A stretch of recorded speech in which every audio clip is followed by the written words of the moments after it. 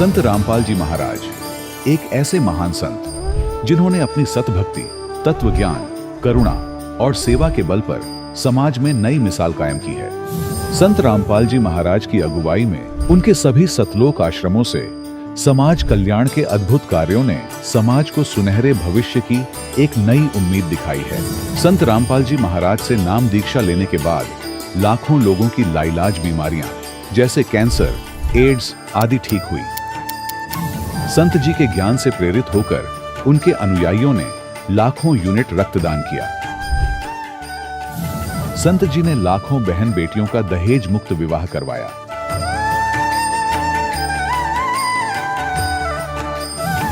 संत जी ने लाखों लोगों का नशा छुड़वाया, करोड़ों उजड़े परिवार बसे। संत जी के आश्रमों में समागम के दौरान निःशुल्क नेत्र चिकित्सा, दंत चिकित्सा प्रदान की जाती है। संत रामपाल जी महाराज द्वारा समय समय पर पर्यावरण संरक्षण के उद्देश्य से बड़े स्तर पर वृक्षारोपण किया जाता है। संत जी ने जरूरतमंदों को तत्काल राहत पहुंचाने के लिए एम्बुलेंस सेवा शुरू की। संत जी अपने अनुयायियों को देहदान के लिए प्रेरित करते हैं, जिससे मानवता की सेवा और चिकित्सा क्षेत्र में सुधार हो सके।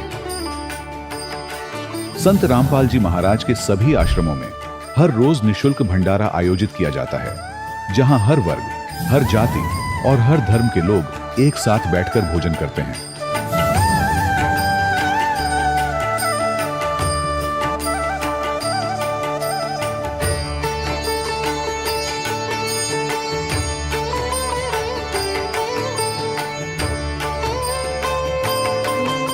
संत रामपाल जी महाराज की अन्नपूर्णा मुहिम ने गरीब और बेसहारा लोगों के जीवन में एक नई ऊर्जा और उम्मीद को जन्म दिया है। घर घर खाद्य सामग्री और जरूरी मदद पहुंचाकर संत रामपाल जी महाराज ने लोगों को दुख और मजबूरी से लड़ने की ताकत प्रदान की है।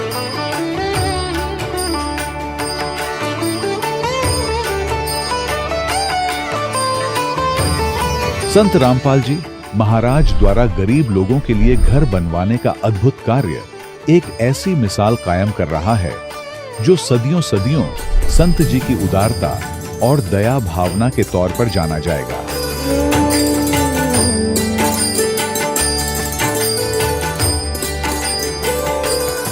संत रामपाल जी महाराज के आश्रम में हजारों बुजुर्गों को सम्मान और प्यार के साथ जीवन जीने का अवसर मिलता है।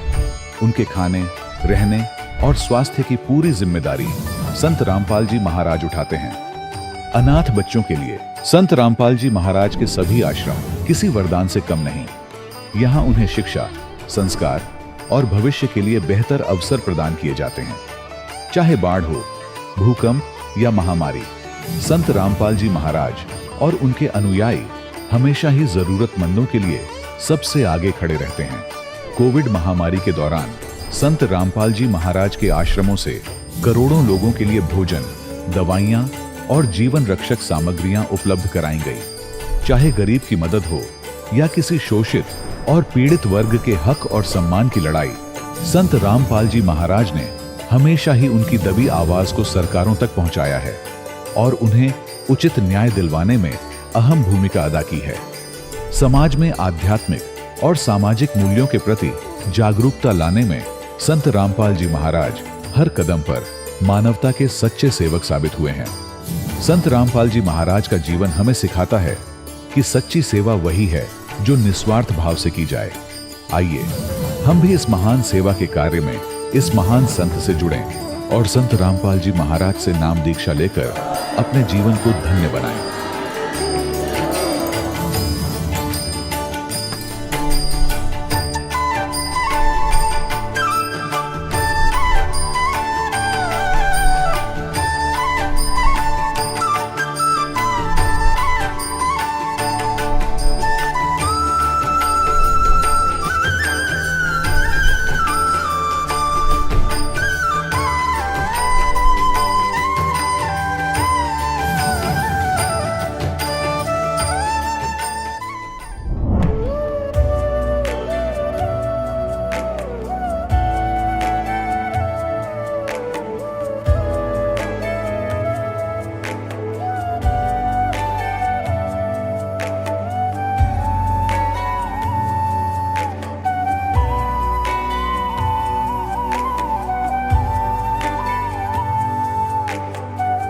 ब्रह्मा का पिता है, कौन विष्णु की मां, शंकर का दादा कौन है, हमको दे बता।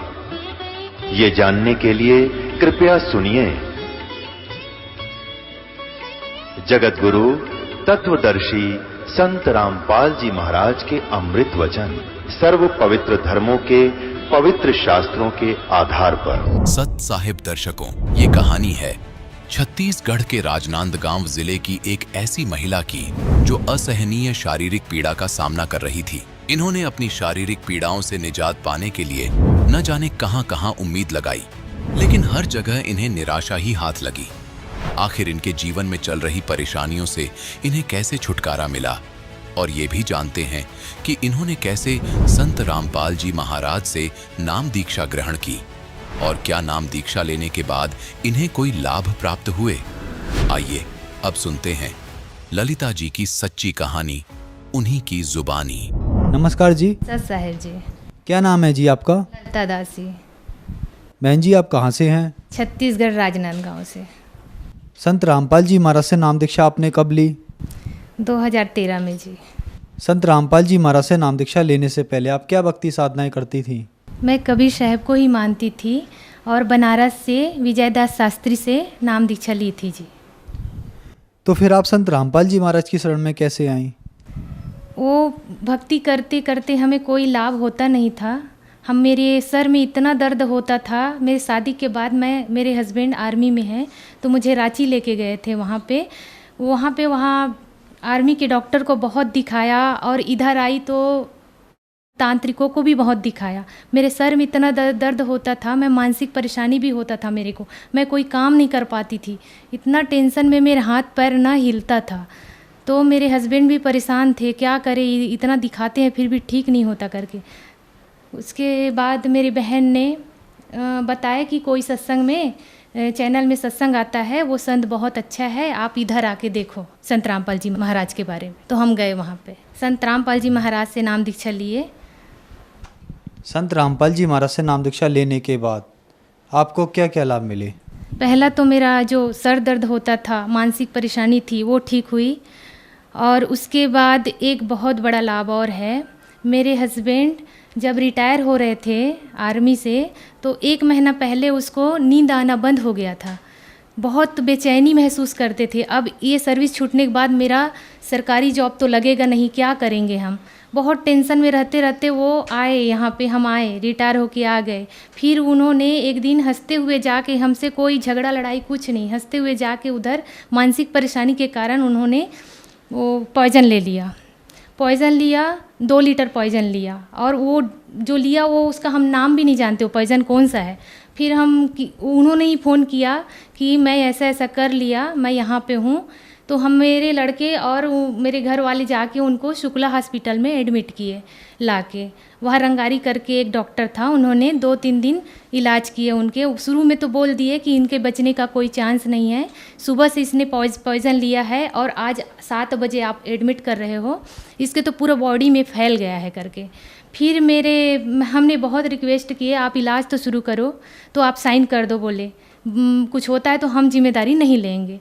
तो इलाज कराने के लिए हमें साइन भी करना पड़ा। वेंटिलेटर में रखे थे मेरे हस्बैंड को। 3 दिन बाद थोड़ा होश आया, वेंटिलेटर से बाहर आए तो उन्होंने बताया कि आपके गुरुजी संत रामपाल जी महाराज और कबीर परमात्मा मेरे को दिन भर दर्शन दे रहे। इतना ही बोल पा रहे थे। धीरे धीरे फिर उसका डाउन हो गया, वो बोल उतना बता के फिर डाउन हो गया उसका शरीर, फिर वेंटिलेटर में चले गए। फिर डॉक्टर ने बोला हमारे बस की बात नहीं है, यहाँ तो इसका ट्रीटमेंट नहीं हो सकता, इसको आप रायपुर ले जाओ या तो नागपुर ले जाओ। फिर हम लेके गए रायपुर रामकृष्ण केयर में। वहाँ पे लकवे करके कोई डॉक्टर है, उन्होंने इनका ट्रीटमेंट शुरू किया। पहले तो उन्होंने ही बोल दिया देख के कि इनका कंडीशन बहुत ख़राब है, हम नहीं कह सकते कि ये ठीक होगा, इसका सब पूरा शरीर में भिन गया है, पूरा दवाई इसका इलाज नहीं हो सकता, यहाँ से मुंबई या तो दिल्ली भी ले जाना पड़ेगा, ऐसा बोला। फिर हमने वहाँ भी रिक्वेस्ट किया कि इलाज शुरू करें, फिर उन्होंने किया। उसके बाद 15 दिन तक तो वेंटिलेटर में ही थे मेरे हस्बैंड। उसके बाद में परमात्मा को अर्जी लगाए हम लोग कि मेरे हस्बैंड ने ऐसे ऐसे किए हैं। मैं परमात्मा को दंडवत की और जाप करते वहीं पे रहे। फिर सांस आना शुरू हो गया उनका, फिर वेंटिलेटर से बाहर आए वो।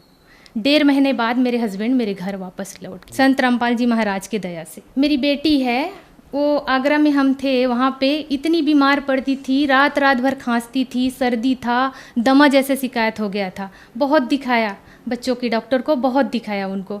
फिर 15 दिन दवाई ख़त्म होता फिर ले जाना पड़ता, फिर 15 दिन दवाई ख़त्म होता फिर ले जाना पड़ता। उसके बाद दीक्षा ली है, तब से संत रामपाल जी महाराज ने उसी रात को आए, आशीर्वाद दिए मेरे और मेरी बेटी को। अब टेंशन मत लेना बेटा, बोले उस दिन है और आज का, अभी तक के सांस वाली परेशानी नहीं हुई मेरी बेटी को। मेरा बेटा है, वो बाथरूम से गिर गया, हम अंदर कूलर चालू करके रूम में सोए थे, उसको आवाज़ आया जैसे पानी का टंकी ऊपर से गिरता है, ऐसे बहुत धड़ाम से आवाज़ आया। मैं भाग के आई, मेरी बेटी थी, मेरे हस्बैंड ड्यूटी पे गए थे यहाँ पे। तो मैं देखी तो लड़का बेहोश पड़ा था, आवाज़ खूब दिया, लड़का नहीं सुना। फिर ऊपर वाले भैया को बुलाई उठाने के लिए, तब जाके पानी वगैरह डाले तो हल्का होश आया, धीरे से अंदर लेके गए। शाम को हमने CT स्कैन कराया तो परमात्मा के उस समय वो लड़का लिया था नाम, उसने नाम खंड कर दिया था। बाद में बताया उसने, मम्मी मैंने ऐसे काम कर दिया था। तो फिर भी परमात्मा ने दया किए, उसके सर में एक चोट नहीं आया। ये लाभ हुआ संत रामपाल जी महाराज से जुड़ने के बाद जी। बहन जी, संत रामपाल जी महाराज से नाम दीक्षा लेने के बाद आपको बहुत सारे लाभ प्राप्त हुए। जैसे कि आपने बताया कि आपके हस्बैंड ने 2 लीटर पॉइजन खा लिया था, ये अपने आप में बहुत बड़ी बात है, और संत रामपाल जी महाराज ने उनको बचा लिया, ये बहुत बड़ा चमत्कार है। तो जो दर्शक आज आपको देख रहे हैं, आप उनके लिए क्या कहना चाहेंगी? धरती पर पूर्ण परमात्मा आए हुए हैं संत रामपाल जी महाराज के रूप में। मानुष जन्म दुर्लभ है, मिले न बारंबार, तरवर से पत्ता टूट गिरे, बहोर न लगता डार। आप आए और अपना कल्याण कराए। संत रामपाल जी महाराज से नाम दीक्षा कैसे ली जा सकती है? आज अनेकों चैनल पर संत रामपाल जी महाराज के सत्संग चल रहे हैं जी। उसके नीचे एक पट्टी आती है, उसमें फ़ोन नंबर है, वहाँ कांटेक्ट करके आप नाम दीक्षा केंद्र का पता पूछ सकते हो। धन्यवाद जी। सच्चा है। दर्शकों, अभी आपने सुने संत रामपाल जी महाराज से दीक्षा प्राप्त करके सुखी हुए भक्त के अनुभव। अब देखिए जगत गुरु तत्वदर्शी संत रामपाल जी महाराज के मंगल प्रवचन।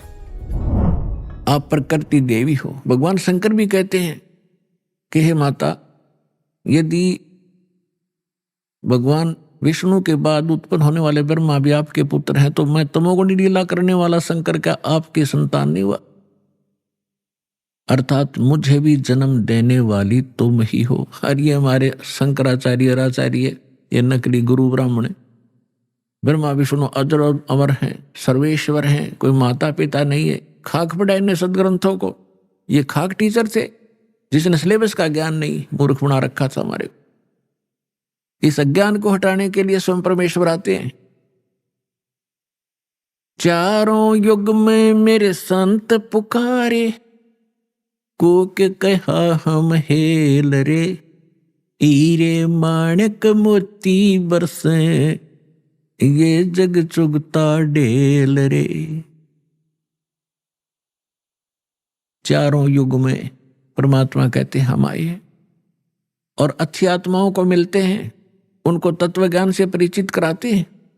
फिर वो मुझसे परिचित होकर के वो महापुरुष भी मेरी महिमा को यथार्थ रूप में सुनाते हैं, लेकिन कोई सुनने वाला नहीं होता, क्योंकि अज्ञान घना होता है। और परमात्मा कहते हैं हम भी, मैं भी आता रहता हूं प्रत्येक युग में भिन्न भिन्न रूप बनाकर, और ये हमारे ज्ञान को ना सुन करके हम यथार्थ ज्ञान, यथार्थ भक्ति विधि रूपी हीरे मोती लालों की वर्षा करते रहते हैं, जगह जगह ज्ञान सुनाते हैं। लेकिन ये भोली आत्मा हीरे मोती लालों को ना पहचान कर, उनको ठोकर मारकर कंकरों की गठड़ी बांध कर वजन उठाए फिर रहे हैं। हम जो साधना कर रहे हैं बड़ी श्रेष्ठ है। गीता अध्याय नंबर 16 के श्लोक 23 और 24 में स्पष्ट कर दिया है कि शास्त्र विधि को त्याग कर जो मनमाना आचरण करते हैं, मनमानी पूजाएं करते हैं, उनको न तो सुख होता है, न उनका कोई सिद्धि प्राप्त होती है, और न ही उनकी गति होती है। फिर साधना करते किस लिए? अब जितने भी हमारे धर्म गुरु हिंदू धर्म के क्या नाम देते, ओम नमः शिवाय, ओम नमो भगवते वासुदेव, हरे कृष्ण राधे राधे, श्याम मिला दे, राम राम हरे हरे, सहस्रनामा विष्णु जी का। और घने चतुर और घने सुपीरियर मानते हो, कहते हो ओम ओम, बस ओम सबसे बड़ा नाम। तो पुण्यात्मा, हरे राम हरे कृष्ण किसी भी सदग्रंथ में मंत्र नहीं, ओम नमः शिवाय किसी ग्रंथ में नहीं, ओम नमो भगवते वासुदेव किसी ग्रंथ में नहीं। जो शास्त्र अनुकूल साधना है वो परमेश्वर ने स्वयं आकर बताई है और अपनी उन प्यारी आत्माओं को बताई है।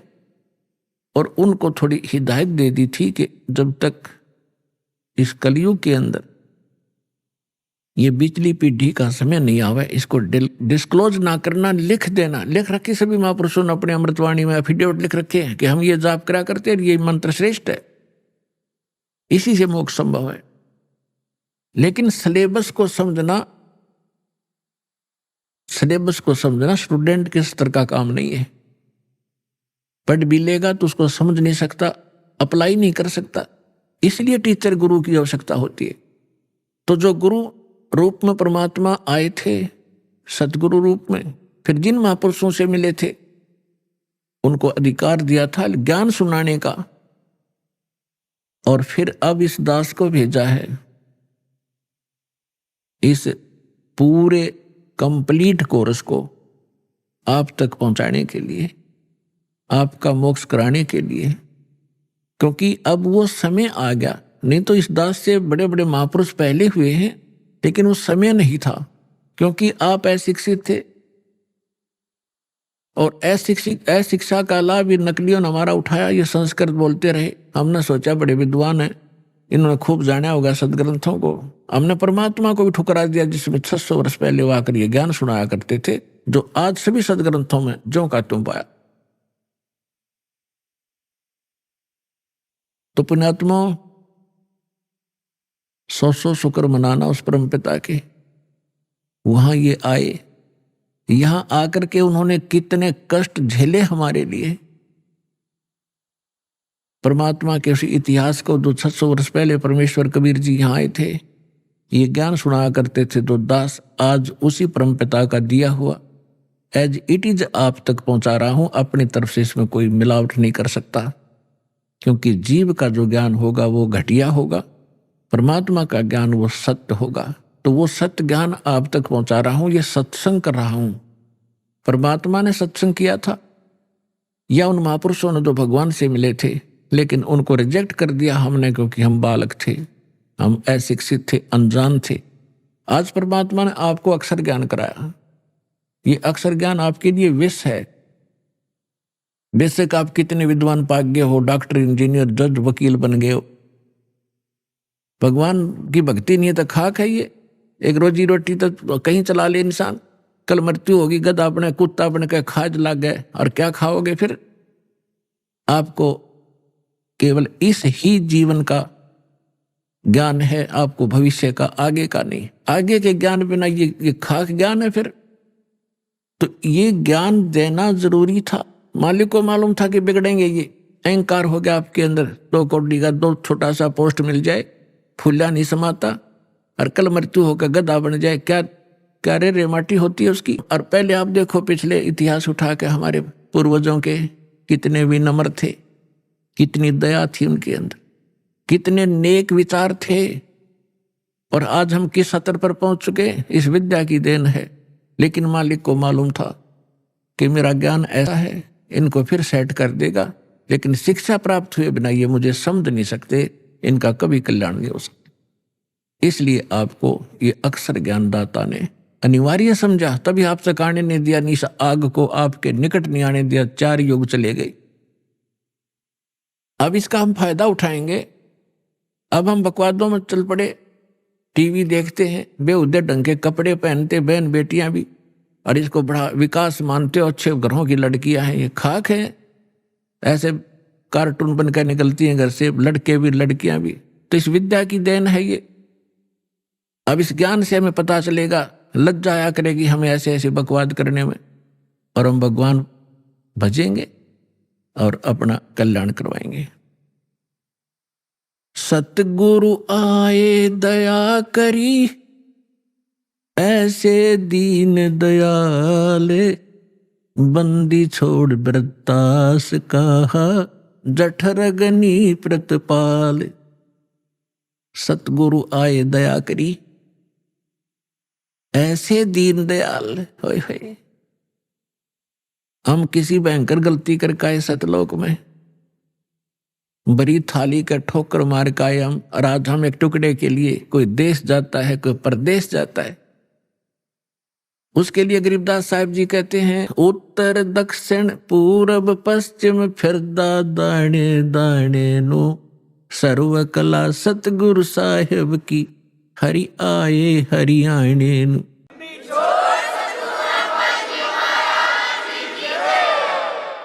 अपने आत्माओं, जो गुरु बचन पर डट गए कट गए फंद 84 के,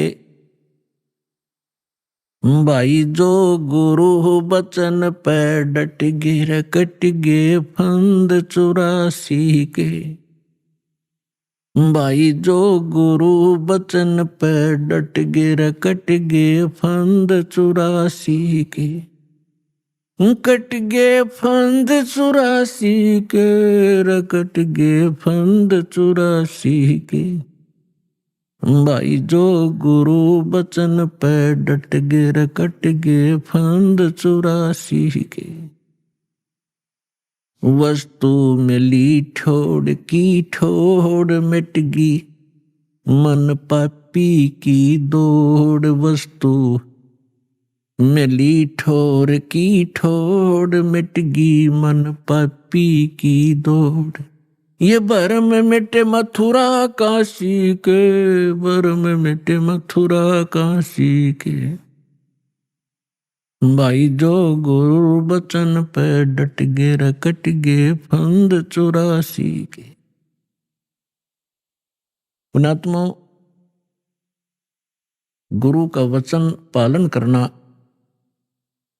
इस भक्ति मार्ग में अति अनिवार्य है, और गुरु केवल वही ज्ञान और वही आदेश देता है जो आपके हित में होते हैं। एक भक्त कह रहा था जी, उसने कभी प्रश्न किया होगा, दास को तो इतना ध्यान नहीं रहता क्योंकि लाखों की संख्या में एक महीने में भक्त मिलते हैं। 5 वर्ष पहले उसने दीक्षा ली थी। वो कह रहा था जी मैं अमेरिका जाने की तैयारी कर रहा हूं।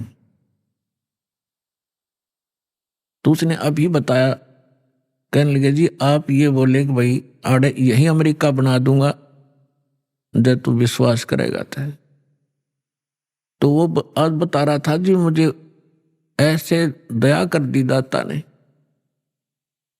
समय पर टूक नहीं था, कर्जा सिर पर बहुत गना था, आज सारा सुख दे दिया और यहीं पर बढ़िया काम चला दिया। तो पुण्यात्माओं, गरीबदास साहिब जी कहते हैं, पूर्व पश्चिम उत्तर दक्षिण तू फिरदा दाने दाने नु, और सर्व कला सतगुरु साहिब की, हरि आए हरियाणे नु। मालिक ने पहचान कर धक्के खाते फिरते हो तुम, लगो एक बार भक्ति पर, सारे सुख दे और मोक्ष भी देगा आपको।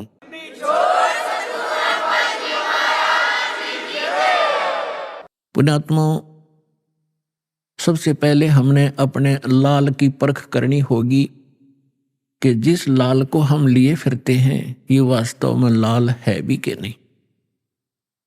तो उस परखने के लिए हमारे पास कुछ पैमाना होना चाहिए। तो पैमाना कौन सा होगा? सदग्रंथ प्लस में उन महापुरुषों का आंखों देखा एफिडेविट कि परमात्मा जिनको मिले। तो आज आपको एक झलक परमात्मा की सुनाएंगे।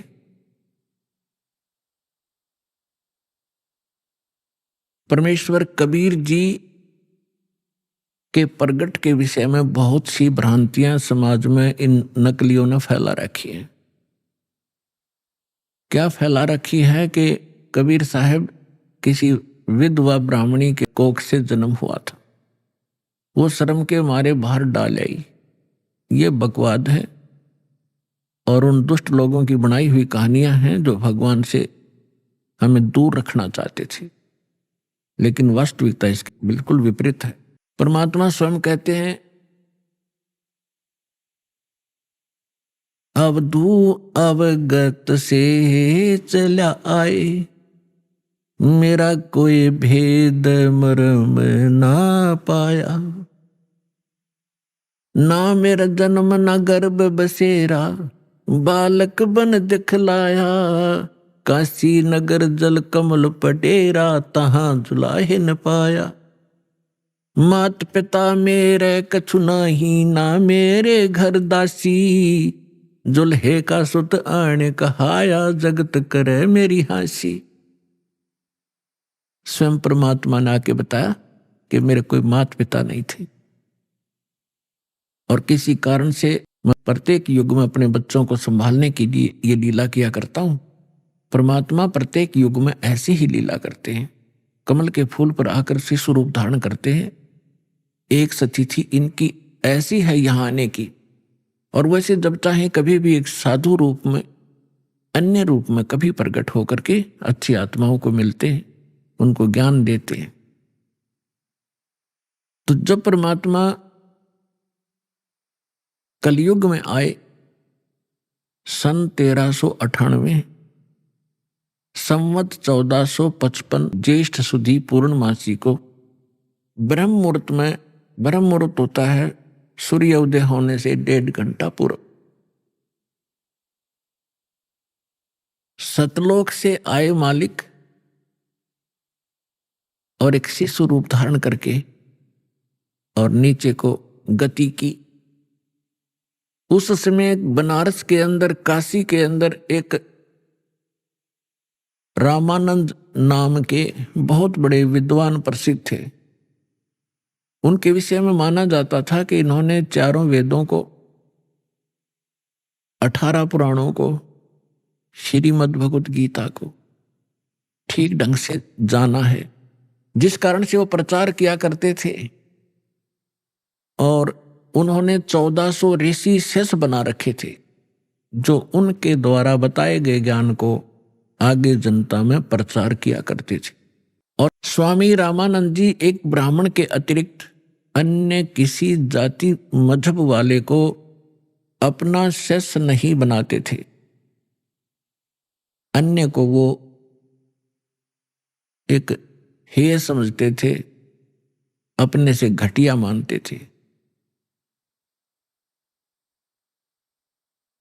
अब उन्होंने 1400 ऋषि पंडित शिष्य बना रखे थे। उनमें से एक अष्टानंद नाम के ऋषि थे, और वो प्रतिदिन एक लहर तारा नामक तालाब था, आज भी है, लेकिन अब तो वो सिर्फ एक यादगार रूप में ही रहा है। लहर तारा तालाब उसका नाम कैसे पड़ा?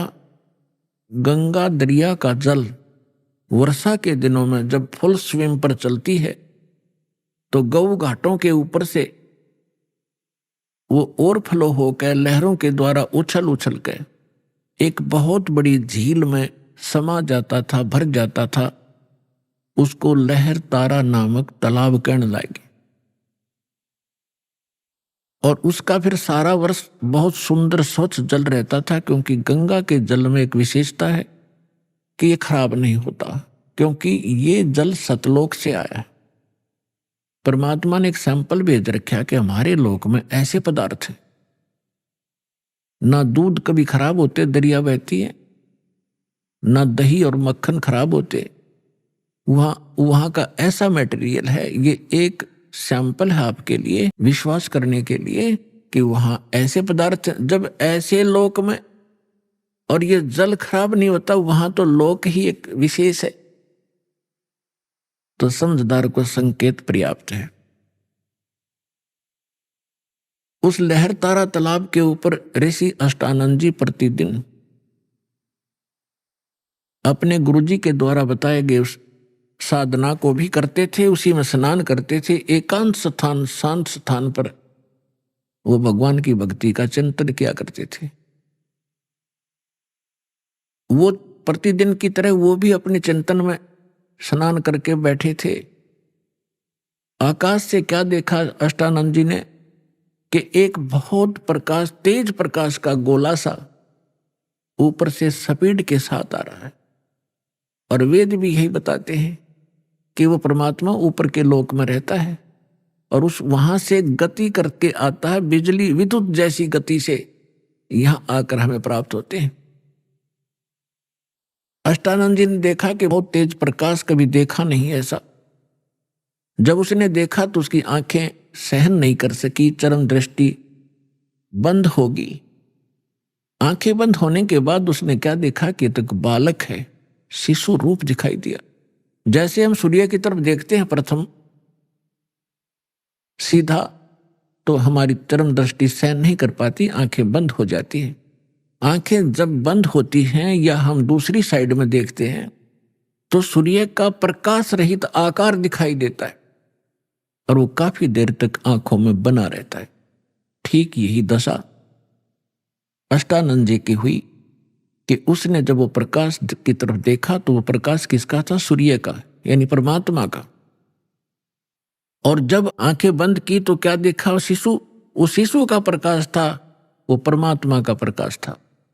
दोबारा उसने जब आंख खोली तब तक वो प्रकाश लहर तारा तालाब के एक कोने में सिमट चुका था, समाप्त हो गया था। अब अष्टानंद जी अंदर ही अंदर बड़े खुशी हुए। उसने सोचा कि शायद आज मेरी कोई भक्ति की विशेष उपलब्धि मुझे हुई है और इसके बारे में अपने गुरु जी को बताऊंगा। वो उठकर चले गए। अपने गुरु रामानंद जी से कहा कि स्वामी जी, आज मैंने ऐसे ऐसे एक अजीबोगरीब घटना मेरे साथ हुई। हे प्रभु, ये मेरी भक्ति की उपलब्धि है या कोई मेरा भ्रम है? स्वामी जी ने कहा कि बेटा, ये न तेरी भक्ति की उपलब्धि है और न ही तेरी कोई भ्रम है। ऐसी लीला उस समय होती है जब ऊपर के लोक से कोई परम शक्ति या देवता लोग यहां पृथ्वी पर आकर के जन्म लेते हैं। किसी मां के गर्भ में प्रवेश किया होगा उन्होंने। ये तारे से जब टूटते हैं तो उसने बताया कि ऐसे लक्षण हैं। और वो कुछ दिनों में यहां इस काशी बनारस में किसी मां से जन्म लेकर के वो दिव्य शक्ति अपना कोई कार्य करने के लिए ऊपर के लोकों से आते हैं। अब जितना स्वामी जी ने ज्ञान था अपने शिष्य का समाधान किया, शिष्य संतुष्ट हुआ।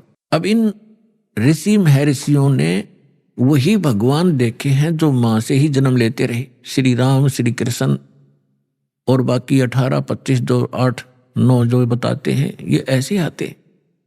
लेकिन ये भगवान वो है जो कभी मां से जन्म नहीं लेता, सबके जन्मदाता है, सबके विधाता है। उधर से नीरू और नीमा नाम के 2 पति पत्नी थे मुसलमान। वो उसी जन्म में वो ब्राह्मण थे।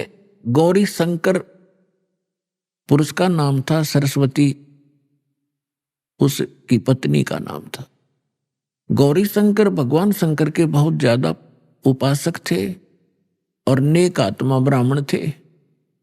अन्य ब्राह्मण रोजी रोटी के लिए, निर्वाह के लिए मिसगाइड करते थे, दक्षिणा आदि कुछ अटपट करके ग्रहण करते थे। तेरा पितर ऐसे रुष्ट हो गया है, इतने पैसे चढ़ा दे, ऐसा पाठ करवा दे। वो ऐसा नहीं करता था।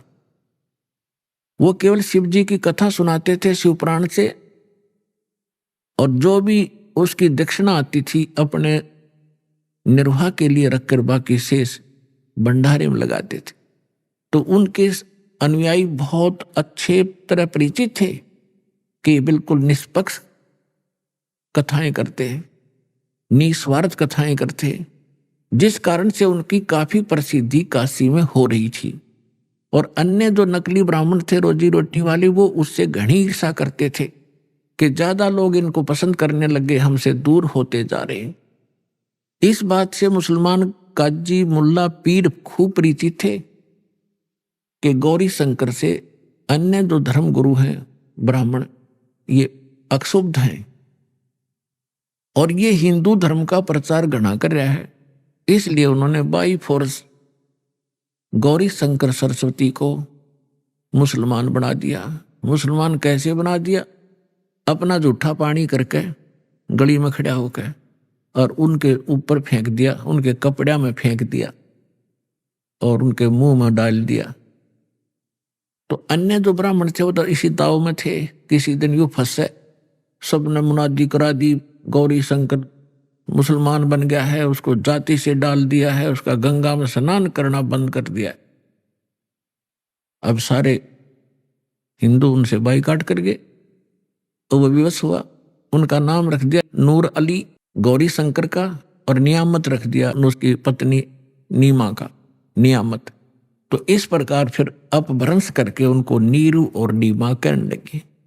अब पहले उनकी रोजी रोटी चलती थी कथा की दक्षिणा से, अब दक्षिणा मिलनी बंद होगी, रोजगार की समस्या हुई।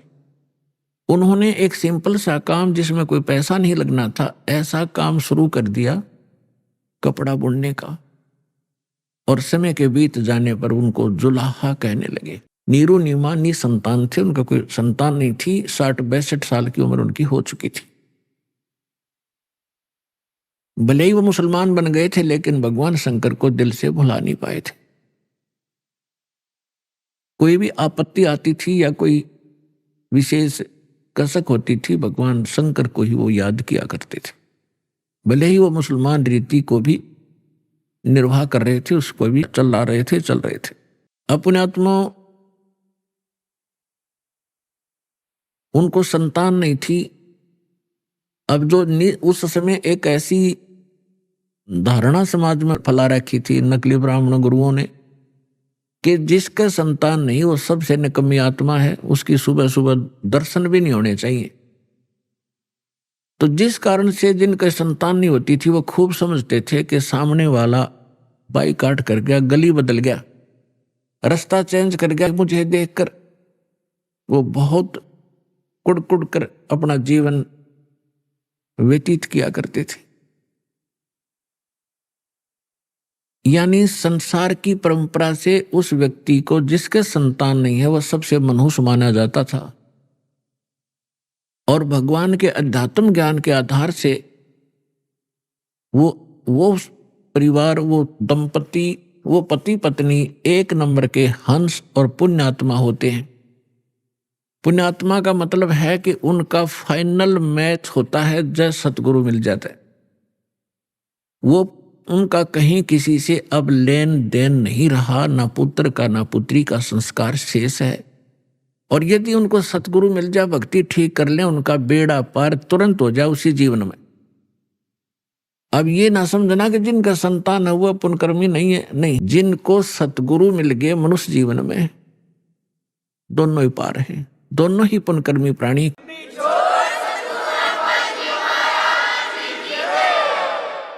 जैसे एक समय सुखदेव ऋषि 12 वर्ष के बाद मां के गर्भ से जन्म लिया। 12 वर्ष की आयु पेट में हो गई थी उसकी। पुण्यात्मा, ये कुछ आध्यात्मिक ऐसे पॉइंट होते हैं जो वर्तमान के इन वैज्ञानिकों का गले उतरे नहीं, पर लेकिन गले ना उतरे तो बेशक, लेकिन वह बात झूठ नहीं हो सकती। 12 वर्ष की आयु का जब मां के गर्भ से बाहर आया, आते ही उठकर चल पड़ा।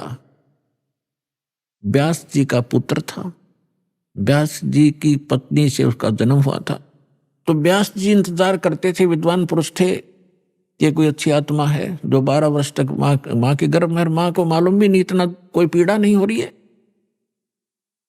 इस आशा से उसने कहा कि बेटा बेटा, लेकिन सुखदेव ऋषि ने पीछे मुड़कर नहीं देखा, अपने पिता की शक्ल भी नहीं देखी। चलते चलते कह रहा है कि पिताजी, कि हे ऋषि जी, व्यास जी कह रहे हैं कि पुत्र मैंने तेरी 12 वर्ष इंतजार करी,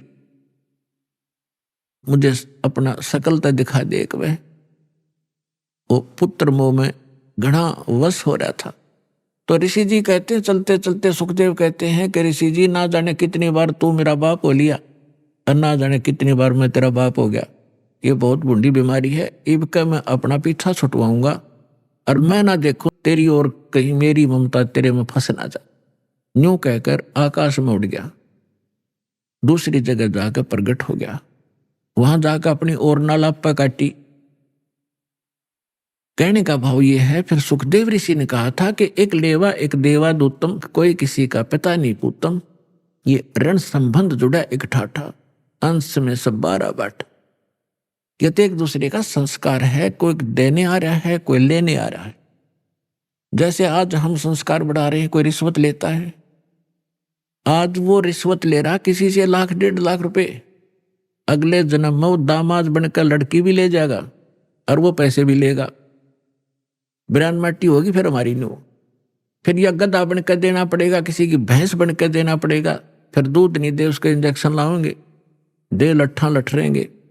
तो अपने इस संस्कार को हम अब खत्म करेंगे।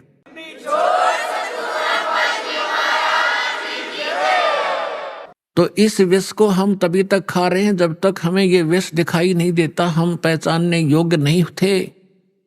और जब हम पहचानने योग्य हो जाएंगे कि ये विष है, उसके विषय में सुख संवेद में कहा है, जैसे कर का जहर का रंग होरी हो, कहो कौन तिस खावे राम रंग होरी हो।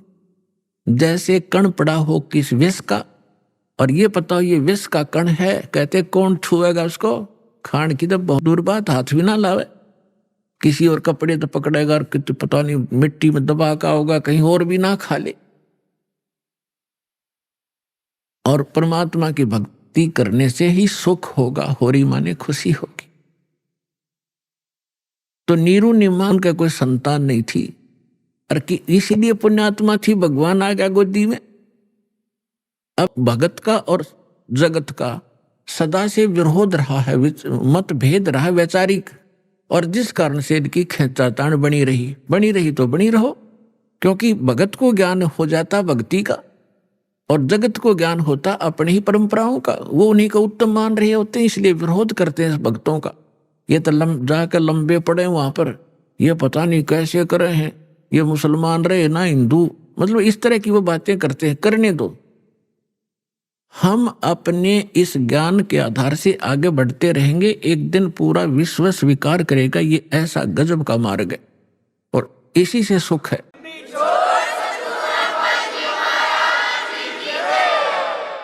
पुण्यात्माओं, ये भक्ति युग आ गया। अभी तक हमने बतेरी बकवाद कर ली। एक बार दास गोवा के अंदर गया हुआ था। गोवा एक स्टेट है समुद्र के किनारे, वहां दूसरे देश को हम विकसित देश मानते हैं। अभी आपने सुने संत रामपाल जी महाराज के मंगल प्रवचन। आइए अब सुनते हैं संत रामपाल जी महाराज से नाम दीक्षा लेकर सतभक्ति करके अद्भुत लाभ प्राप्त करने वाले अनुयायी के विचार। दर्शकों, क्या बिना सच्चे गुरु के परमात्मा की प्राप्ति संभव है? हमारे शास्त्र स्पष्ट कहते हैं, बिना सच्चे गुरु के यह असंभव है। ऐसी ही एक कहानी है यमुनानगर, हरियाणा की सोनिया सैनी जी की, जिन्होंने शिव जी, साईं बाबा, लक्ष्मी जी की भक्ति के साथ 16 सोमवार के व्रत भी किए। पर ऐसा क्या हुआ जो इन्होंने तमाम भक्ति साधनाओं को छोड़कर संत रामपाल जी महाराज से नाम दीक्षा ग्रहण की? दर्शकों, आइए सुनते हैं सोनिया सैनी जी की ये अद्भुत कहानी उन्हीं की जुबानी। जी नमस्कार। नमस्कार सर। क्या नाम है जी आपका? सोनिया सैनी। सोनिया जी, कहाँ से आए हैं आप? यमुनानगर से। संत रामपाल जी महाराज से नाम दीक्षा लेने से पहले आप क्या भक्ति साधनाएं करते थे? संत रामपाल जी महाराज से दीक्षा लेने से पहले हम जैसे हिंदू परंपरा के अकॉर्डिंग सभी देवी देवताओं की भक्ति करते थे। मैं शिव भगवान में ज़्यादा आस्था रखती थी शुरू से ही, बचपन से ही, मतलब जब से मैंने होश संभाला था, आप लगा लो 5-6 साल से ही मैं शिव भगवान जी को काफ़ी मानती थी, उनकी बहुत पूजा आराधना करती थी। और जैसे छोटे से ही मैंने शुरू कर दिया था व्रत रखना। सोमवार के मैं व्रत रखती थी, और व्रत रखते टाइम जैसे 16 सोमवार कर दिया, उसके बाद हम जैसे भोजन खिलाते थे, गरीबों को भोजन खिलाते थे। मैं खुद अपने हाथ से ही, जैसे मम्मी की हेल्प से हम बनाते थे, वो खिलाते थे। उसके बाद क्या हुआ, शिव भगवान को की भक्ति करते करते धीरे धीरे क्या हुआ, जैसे सीरियल वगैरह में हम देखते हैं तो माता रानी का हमने देखा, माता रानी वैष्णो माता का हमने देखा, तो वैष्णो माता का हमने खूब किया, बहुत शुरू कर दिया कि मैं एक फ़ोटो लेके आई वैष्णो माता की। वैष्णो माता गई थी मैं, जब मैं 8th स्टैंडर्ड में थी, 8वीं कक्षा में पढ़ती थी तब। तो मैं वैष्णो माता की एक मूर्ति लेके आई थी, तो वहाँ से भी हम उसकी बहुत पूजा करती थी, बहुत भक्ति की मैंने वैष्णो माता की, व्रत भी किए मैंने। फिर क्या हुआ, जैसे हम और होता है हमारे समाज में, जैसे सभी देवी देवताओं को मानते हैं, तो मैंने क्या किया, साईं बाबा को भी हमने बहुत माना, मतलब उनकी बहुत भक्ति करते थे। जब हम कॉलेज टाइम में थे, कॉलेज जाती थी तो मतलब काफ़ी डिस्टेंस है हमारे गांव से, जो कॉलेज है सिटी है वहाँ तक, लेकिन फिर भी हम मतलब घबराते नहीं थे, जाते थे और वहाँ पे भी बहुत पूजा करते थे, सेवा करते थे। फिर उसके बाद जैसे क्या हुआ, आ गया कि हाँ भाई जो लक्ष्मी जी हैं उनके भी व्रत रखने चाहिए। तो मन में आस्था थी, हाँ भाई भगवान मिले, चाहे वो कैसे भी मिले, किसी भी रूप में मिले, बस ये था कि भगवान मिले। तो लक्ष्मी जी को भी हमने व्रत करना शुरू कर दिया। जैसे किसी ने बोल दिया कि हाँ अभी आप लक्ष्मी का भी करो, तो लक्ष्मी जी के व्रत करने हमने शुरू कर दिए। सोनिया जी, हमारा सवाल यहाँ पर यह है कि आपकी एक खोज थी भगवान पाने की, तो क्या संत रामपाल जी महाराज से जुड़ने के बाद आपकी वो खोज पूरी हुई?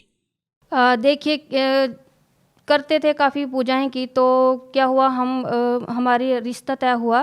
जो संत रामपाल जी महाराज जी के शिष्य थे, उनके घर में हमारे रिश्ता तय हुआ। तो उन्होंने क्या किया कि हमें एक पुस्तक दी, ज्ञान गंगा।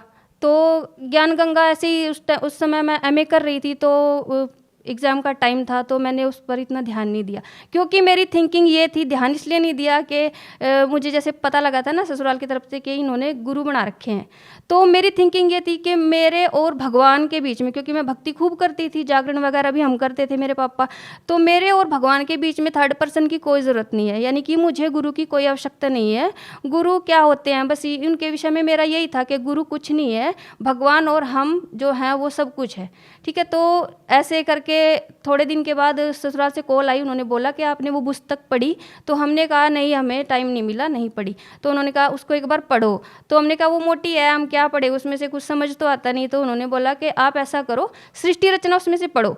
तो हमने क्या किया, चलो जब इतना प्रेशर कर रहे हैं, बोल रहे हैं कि पढ़ो एक बार, देख तो ले क्या है, क्योंकि मैं गीता जी भी मैंने पढ़ी हुई है, भगवत गीता के मेरे ताऊ जी के पास थी, वो भी मैंने पढ़ी हुई है, और ये जो रामायण महाभारत है ये भी मैंने पढ़ी हुई है। तो उनके विषय में मुझे थोड़ी नॉलेज थी, लेकिन चलो आध्यात्मिकता के तरीके से मैंने सोचा कि चलो पढ़ लेते हैं, सृष्टि रचना है क्या। तो मैंने उसमें से सृष्टि रचना पढ़ी। सृष्टि रचना पढ़ने के बाद मुझे ज्ञान हुआ कि हाँ हम कौन है, कहाँ से आए हैं, ठीक है, और हमारा क्या उद्देश्य है। आज तक मुझे ये नहीं पता था कि हम कौन है, कहाँ से आए हैं। तो उसके थ्रू जैसे मुझे पता लगा कि सृष्टि रचना पढ़ते पढ़ते ही मेरी आंखों से आंसू आए। तो मैंने किया कि यस, ये कबीर जी ही गॉड है, परमात्मा है, और हम तो आज तक जो है अंधेरे में थे। ऐसे करके परमात्मा की दया से मुझे, संत रामपाल जी महाराज की दया से मुझे वो ज्ञान हुआ। नहीं तो बताते हैं ना कि गुरु बिना ज्ञान नहीं होता, वाकई ये बात सच है कि गुरु बिना ज्ञान नहीं होता है। और मैं इसी गलतफहमी में थी कि नहीं यही सब कुछ है, जो हम पूजा करते हैं यही सब कुछ है, लेकिन नहीं, ऐसा कुछ नहीं है। जो भी हम भक्ति करते हैं उसके लिए कोई बेस होना चाहिए, और हमें यही नहीं पता था कि हम क्या पूजा कर रहे हैं क्या नहीं।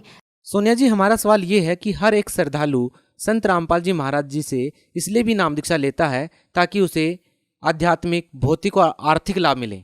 हम आपसे ये जानना चाहेंगे कि क्या आपको संत रामपाल जी महाराज से नाम दीक्षा लेने के बाद लाभ मिले? हाँ जी, बहुत लाभ मिले हैं, क्योंकि वो सच्ची भक्ति है, उससे मुझे बहुत लाभ मिले हैं। सबसे पहले तो संत रामपाल जी महाराज ने, मतलब जैसे मैंने प्रथम नाम लिया था, तुरंत उसके बाद ही मैं आश्रम में गई हुई थी। मेरे हाथ में इसमें एक गांठ थी, तो इसको ये काफ़ी सालों से थी, 6-7 सालों से थी, जब से मैंने होश संभाला था, मतलब तब से थी ये मेरे हाथ में।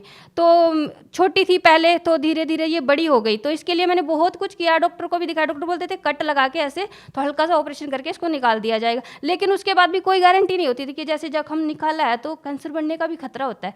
तो इस चीज़ से मुझे डर था, उसके लिए मैंने बहुत किया, झाड़ फूंक वगैरह सब, मतलब जैसे पीर वगैरह पर जाते हैं, प्रसाद वगैरह चढ़ाते हैं, कबूल देते थे जब जगत में थे। लेकिन क्या हुआ, जैसे ही संत रामपाल जी महाराज दीक्षा ली, 4 महीने ही मुझे हुए थे, मैं आश्रम में गई हुई थी, तो अचानक ही परमात्मा ने मेरी ये रसोड़ी गायब कर दी। तो ये मेरे लिए बहुत बड़ा चमत्कार था, ठीक है, कि मेरी ये रसोड़ी जिसके लिए मुझे इतना वो करना पड़ा, ये परमात्मा ने ठीक कर दी। तो संत रामपाल जी महाराज की दया से मेरी जो गांठ है वो बिल्कुल गायब हो गई। उसके बाद संत रामपाल जी महाराज ने मुझे जीवन दान दिया। जैसे मतलब मुझे मेरा बेबी हुआ, उस टाइम वो सब कुछ ठीक हो गया, बेबी भी ठीक हो गया। लेकिन तीसरे दिन जाके क्या हुआ कि जो ब्लड है ब्लड जो मेरा ब्लड था वो मांस के टुकड़े बन बन के ऐसे, मैं टॉयलेट गई तो ऐसे निकलने लगा, वो सारा ब्लड निकल गया। मेरा जो है 11.6 ग्राम मेरा ब्लड था और अचानक ही मेरा ब्लड जो है 4 ग्राम रह गया। तो डॉक्टर भी हैरान थे, डॉक्टरों को लगा कि भाई ऐसा मतलब ऐसी सिचुएशन तो होनी नहीं चाहिए थी। जब 3 दिन हो गए सब कुछ ठीक था, तो उसके बाद क्या हुआ, उन्होंने तुरंत मुझे आईसीयू में वो ले गए। अचानक ही फिर मेरी हार्ट बीट भी बढ़ने लगी, चेस्ट में इन्फेक्शन हो गया, तुरंत काफ़ी सारे रोग एकदम से हो गए। तो डॉक्टर घबरा गए, डॉक्टर को लगा कि पता नहीं क्या हो गया। आईसीयू में मुझे एडमिट किया, वेंटिलेटर लगाया। उसके बाद तुरंत मेरे ईसीजी किया, एक्सरे वगैरह किया कि क्या है क्या नहीं, कुछ समस्या समझ नहीं उनके आई, तो वो भी हैरान थे। उसके बाद क्या हुआ कि नाइट का समय था, 12 बजे हुए थे, 12 बजे के करीब क्या हुआ, अचानक ही मेरी हार्ट बीट बिल्कुल डाउन हो गई। तो जो नर्स है वो आई, वो घबराई, उन्होंने सभी डॉक्टर को बुलाया। जितने भी मतलब आर्मी के हॉस्पिटल डॉक्टर्स हैं वो इतनी जल्दी आते नहीं हैं, मतलब उनका भी एक ड्यूटी होती है, ड्यूटी टाइम होता है उनका भी। लेकिन क्या उन्होंने उनको कॉल किया, सभी आए, 10-12 टीम आई। वो हैरान हो गए कि इसको हुआ क्या, अचानक हार्ट बीट डाउन कैसे हो गई है। उनको ये हुआ कि अब ये शायद बचेगा नहीं पेशेंट, लेकिन उन्होंने भी पूरा जोर लगाया, उन्होंने पूरा जो ट्रीटमेंट था वो सब किया। उसके बाद भी उनको लगा कि ये पेशेंट नहीं बचेगा। फिर क्या हुआ, परमात्मा जो संत रामपाल जी महाराज थे वो साथ थे, मुझे सब कुछ दिखाई दे रहा था। मुझे ये था एक पैरालाइज की तरह हो जाते हैं ना, ऐसा मेरे हाथ पैर हिल नहीं रहे थे, लेकिन क्या है सुनाई दे रहा था, सब कुछ दिखाई दे रहा था, हिल नहीं पा रहा। तो मालिक संत रामपाल जी महाराज जी ने जो हमें मंत्र जाप दिया है वो किया, उनकी कृपा से सब ठीक हुआ, मतलब मुझे जीवन दान मिला है। और ये बात डॉक्टर्स ने भी मानी है कि आप किसी की शरण में थे, इसीलिए आप जो है बचे, नहीं तो हमारे बस की ये बात नहीं थी कि आपको बचा पाएँ। तो ये लाभ मुझे मिला। तो उसके बाद क्या हुआ कि जैसे मुझे इंजेक्शन लगते थे, थाई में मुझे इंजेक्शन लगते थे और एंटीबायोटिक दी जाती थी, तो मुझे बड़ी रोना आता था इस चीज़ से कि मेरे साथ ऐसा क्यों हुआ। तो जबकि मैं संत रामपाल जी महाराज की शरण में हूँ, तो फिर भी मेरे साथ मतलब ऐसी सिचुएशन क्यों हुई। तो मालिक से ऐसा क्वेश्चन, संत रामपाल जी महाराज से मेरे मन में अंदर ही अंदर एक क्वेश्चन आता था कि ऐसा क्यों हो गया जबकि मैं शरण में थी। फिर उसके बाद दोष आ गया मन में, तो क्या हुआ, उधर से हम तेलंगाना से यहाँ आ गए, हरियाणा, तो यहाँ आके हमने नाम शुद्ध कराया। नाम शुद्ध कराने के जस्ट बाद 1 महीना बाद ही संत रामपाल जी महाराज मेरे सपने में आए।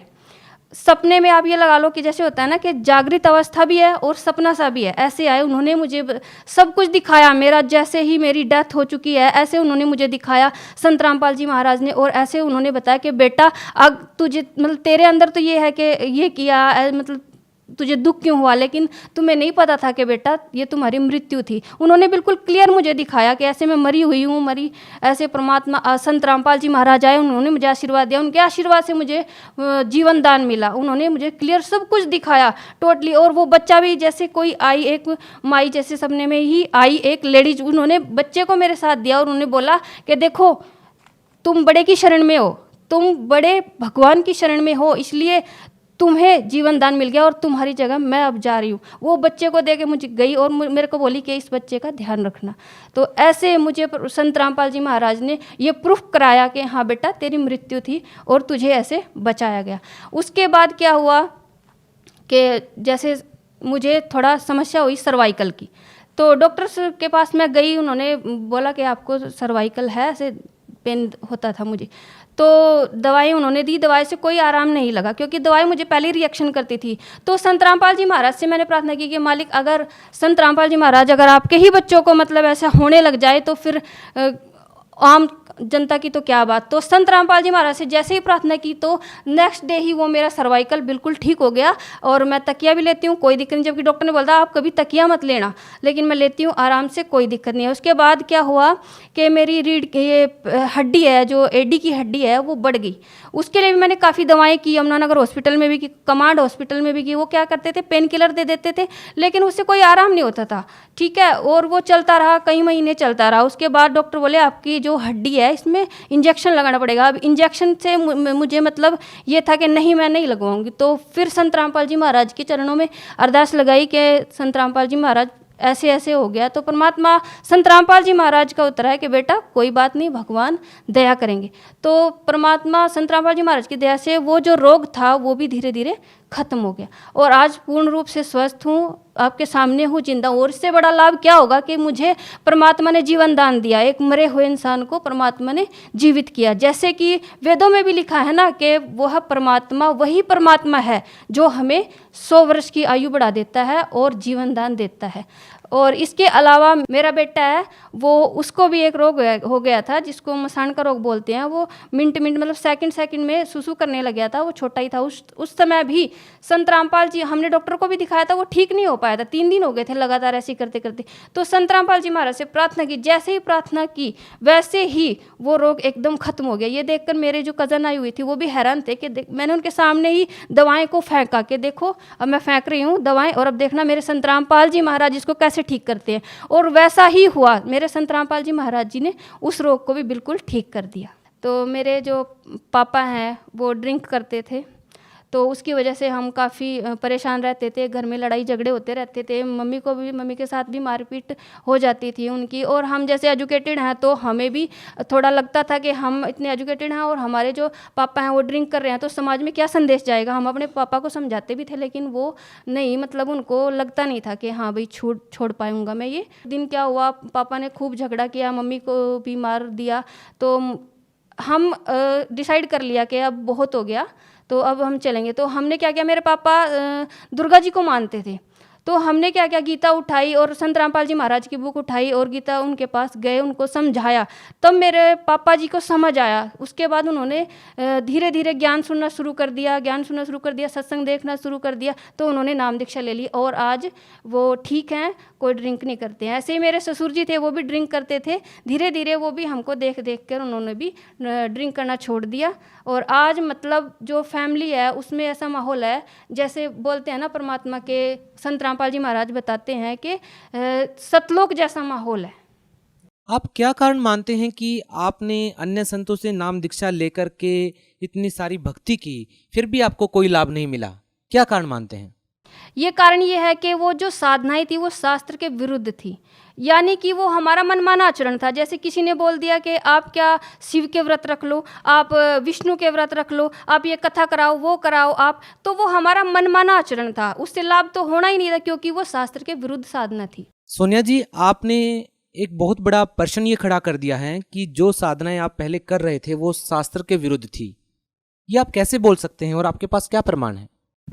ये ऐसे बोल सकते हैं क्योंकि जो हमारी गीता जी है, गीता जी में स्पष्ट लिखा हुआ है कि 16 के 23 श्लोक में कि जो शास्त्र विरुद्ध को त्याग कर मनमाना आचरण करते हैं उनकी ना तो गति होती है ना उनको कोई सुख प्राप्त होता है। ठीक है, इसलिए जब गीता जी में ही हमारे लिखा हुआ है तो और वेदों में भी लिखा हुआ है कि ये जो मनमाना आचरण है, इस मनमाने आचरण से कोई भी लाभ व्यक्ति को नहीं मिलता है।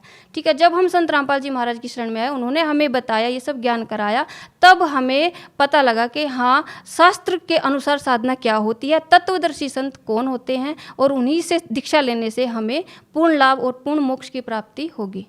जैसे गीता अध्याय 17 के श्लोक नंबर 23 में लिखा हुआ है कि ओम तत्सत इति निर्देश है, यानी कि जो ओम तत्सत है वही भक्ति की सही विधि है और जो इस ओम तत्सत के भेद को बताएगा वही तत्वदर्शी संत है। और तत्वदर्शी संत की और भी पहचान, जैसे 15 के श्लोक 1 से 4 में लिखा हुआ है, जो उल्टे लटके हुए संसार रूपी वृक्ष को बता देगा वही तत्वदर्शी संत होगा। तो तत्वदर्शी संत वर्तमान में संत रामपाल जी महाराज है, उन्हीं से हमने नाम दीक्षा ली, तभी हमें लाभ हुआ और फायदे हुए। आप भगत समाज को क्या संदेश देना चाहेंगे? भगत समाज को मैं यही संदेश देना चाहती हूँ कि संत रामपाल जी महाराज पूर्ण संत हैं, पूर्ण गुरु हैं। उनकी शरण में आइए, इनसे नाम दीक्षा लीजिए और अपना कल्याण करवाइए, क्योंकि मानुष जन्म दुर्लभ है, मिले ना बारंबार, तरवर से पत्ता टूट गिरे, बहुर न लगता डार। जो श्रद्धालु संत रामपाल जी महाराज से नाम दीक्षा लेना चाहते हैं वो उनसे कैसे जुड़ सकते हैं? आप YouTube पे जाइए, स्पिरिचुअल लीडर संत रामपाल जी महाराज, ये सर्च कीजिए आप, वहाँ पे जाके संत रामपाल जी महाराज के सत्संग देखिए। सत्संग के नीचे जो पिक्चर डिस्प्ले होती है उस पर कॉन्टैक्ट नंबर दिए जाते हैं, उन कॉन्टैक्ट नंबर पर आप कॉन्टैक्ट कीजिए। आपको आपके नज़दीकी नामदान सेंटर का पता बता दिया जाएगा। जिस भी ज़िले में जहाँ पर भी आप रहते हैं तो आप वहाँ जाकर नाम दीक्षा ले सकते हैं। जी धन्यवाद। धन्यवाद सर।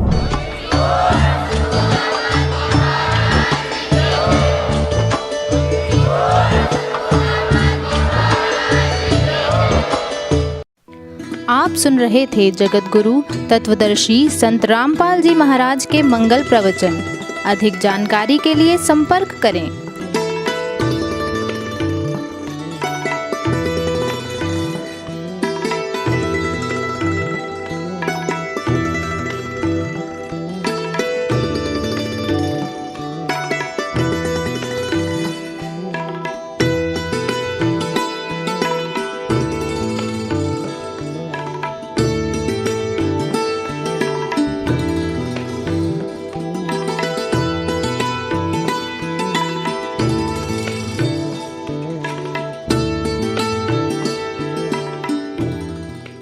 जगत गुरु तत्वदर्शी संत रामपाल जी महाराज जी के पावन सानिध्य में भक्ति की अलख जगाने तथा श्रद्धालुओं को सत्य भक्ति मार्ग का रास्ता दिखाने हेतु कनाडा के लोकप्रिय channel the TV NRI channel पर जगत गुरु तत्वदर्शी संत रामपाल जी महाराज जी के मंगल प्रवचनों का प्रसारण प्रतिदिन सुबह 7:30 बजे से 8:30 बजे तक तथा रात्रि 7:30 बजे से 8:30 बजे तक किया जा रहा है। इस सत्य भक्ति मार्ग को अपनाने के लिए अधिक से अधिक सत्संग प्रसारण देखें। इस सत्संग प्रवचन का सीधा प्रसारण संत रामपाल जी महाराज लाइव सत्संग YouTube चैनल और जगत गुरु संत रामपाल जी महाराज फेसबुक पेज पर भी देख सकते हैं।